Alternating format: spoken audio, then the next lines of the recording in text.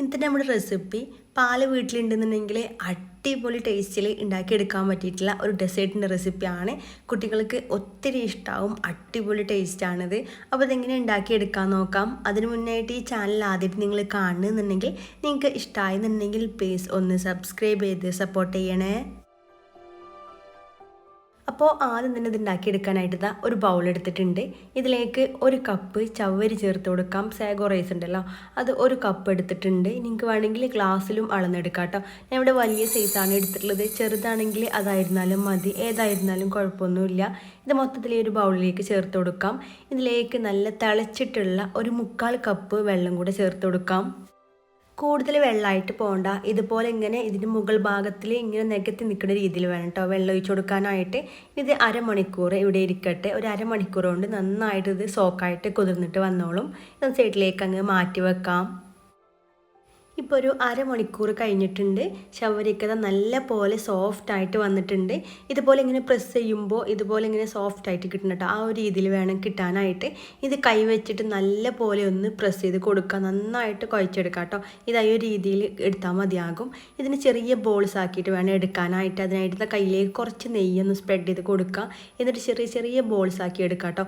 ഇതുപോലെ കിട്ടും. മിക്സിയിൽ അരച്ചെടുക്കേണ്ട ആവശ്യമൊന്നുമില്ല. എനിക്ക് വേണമെങ്കിൽ അടിച്ചെടുക്കുക, അല്ലാതെ തന്നെ ഇതുപോലെ ബോൾസ് ആക്കി എടുക്കാനായിട്ട് കഴിയും. പിന്നെ ഏറ്റവും ചെറിയ ബോൾസ് ആക്കി എടുക്കുക, അപ്പോഴാണ് കഴിക്കുമ്പോൾ നല്ല ടേസ്റ്റ് ഉണ്ടാകുക.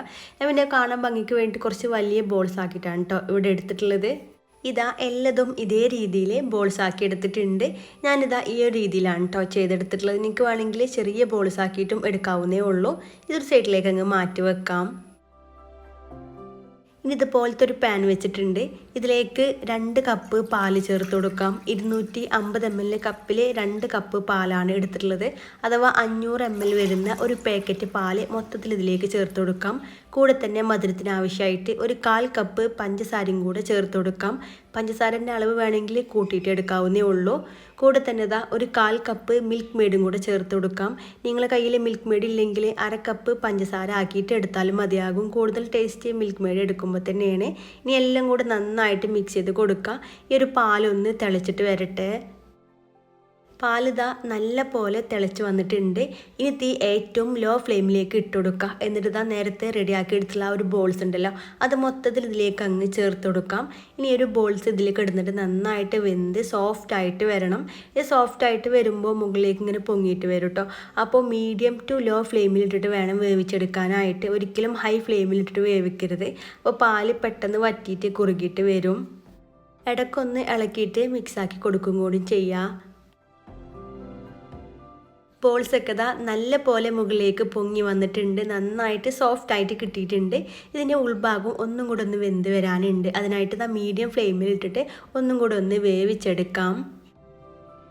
ഇനി ഇതിലേക്കുള്ളൊരു മിക്സ് ഉണ്ടാക്കിയെടുക്കുക. അതിനായിട്ട് ഒരു ബൗൾ എടുത്തിട്ടുണ്ട്. ഇതിലേക്ക് 2 ടീസ്പൂൺ കോൺഫ്ലവർ ചേർത്ത് കൊടുക്കാം. ഈ കോൺഫ്ലവറിൻ്റെ പകരമായിട്ട് വേണമെങ്കിൽ കസ്റ്റേർഡ് പൗഡർ എടുക്കാവുന്നേ ഉള്ളൂ.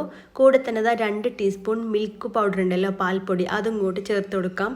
ഇനി ഇതിലേക്ക് ഒരു 1/4 കപ്പ് പാലും കൂടി ചേർത്തിട്ട് നന്നായിട്ട് മിക്സ് ചെയ്ത് കൊടുക്കുക. ഒട്ടും കട്ടയൊന്നുമില്ല, നല്ല പോലെ മിക്സ് ചെയ്ത് കൊടുക്കുക. ചൂടുള്ള പാലൊന്നും ചേർക്കണ്ട, സാധാരണ നോർമൽ ആയിട്ടുള്ള പാല് മാത്രം എടുത്താൽ മതിയാകും. ഈ രീതിയിൽ കട്ടയൊന്നുമില്ല, നന്നായിട്ട് മിക്സായിട്ട് കിട്ടിയിട്ടുണ്ട്.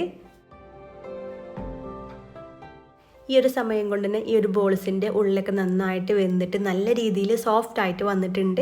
ഇതിലേക്ക് ഒരു 3 ഏലക്ക ഒന്ന് ചതച്ചിട്ട് ഇട്ട് കൊടുക്കാം, നല്ലൊരു ഫ്ലേവറിന് വേണ്ടിയിട്ട്. നേരത്തെ മിക്സ് ആക്കി എടുത്തിട്ടുള്ള ആ ഒരു കോൺഫ്ലവറും പാൽപ്പൊടിയും കൂടെ മിക്സ് മൊത്തത്തിൽ ഇതിലേക്ക് ചേർത്തിട്ട് കൈ വെക്കാതെ മിക്സ് ചെയ്ത് കൊടുക്കുക. കോൺഫ്ലവർ ആയതുകൊണ്ട് തന്നെ പെട്ടെന്ന് കട്ടിയായിട്ട് വരും.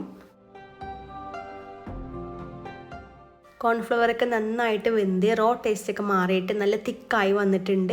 ഞാനിത് ഈ ഒരു തിക്നെസ്സിലാണ് കേട്ടോ എടുത്തിട്ടുള്ളത്. നിങ്ങൾക്ക് ഇത്രയും തിക്നെസ് വേണ്ടാന്നുണ്ടെങ്കിൽ ഇതിലേക്ക് ഒരു 1/2 കപ്പ് മുതൽ 1/4 കപ്പ് വരെ വെള്ളം ചേർത്ത് കൊടുക്കാം. അപ്പോൾ കറക്റ്റായിട്ടാകും ഇതിലേക്ക് ഉണ്ടാകുക. ഞാനിത് ഈ ഒരു രീതിയിലാണ് എടുത്തിട്ടുള്ളത്. നിങ്ങൾക്ക് ഇഷ്ടമുള്ള രീതിയിൽ സെർവ് ചെയ്യുക. വേണമെങ്കിൽ തണുപ്പിച്ചിട്ടും അല്ലാതെ ചൂടോട് കൂടിയിട്ടും കഴിക്കാൻ അടിപൊളി ടേസ്റ്റാണ്. കുട്ടികൾക്കൊക്കെ ഉറപ്പായിട്ടും ഇഷ്ടമാകും. ഈ ഒരു ബോൾസോട് കൂടിയിട്ട് കഴിക്കാൻ അടിപൊളിയാണ്. പിന്നെ ചെറിയ ചെറിയ ബോൾസ് ആക്കി എടുക്കണം കേട്ടോ ഒന്നും കൂടെ നല്ലത്. നിങ്ങൾക്ക് വേണമെങ്കിൽ കുറച്ച് നട്സൊക്കെ ഇതിന് മുകളിലൂടെ ഇട്ട് കൊടുക്കുക. ഇടയ്ക്ക് കടിക്കാൻ കിട്ടുമ്പോൾ അടിപൊളിയാണ്. എല്ലാവരും ഒന്ന് ട്രൈ ചെയ്ത് നോക്കുക, ഉറപ്പായിട്ട് നിങ്ങൾക്ക് ഇഷ്ടമാകും. നിങ്ങൾക്ക് ഇഷ്ടമായെന്നുണ്ടെങ്കിൽ ലൈക്ക് ചെയ്യുക, ഫ്രണ്ട്സിനും ഫാമിലിക്കും ഷെയർ ചെയ്ത് സപ്പോർട്ട് ചെയ്യുക. വീണ്ടും അടിപൊളിയായിട്ടുള്ള റെസിപ്പി ആയിട്ട് കാണാം. താങ്ക്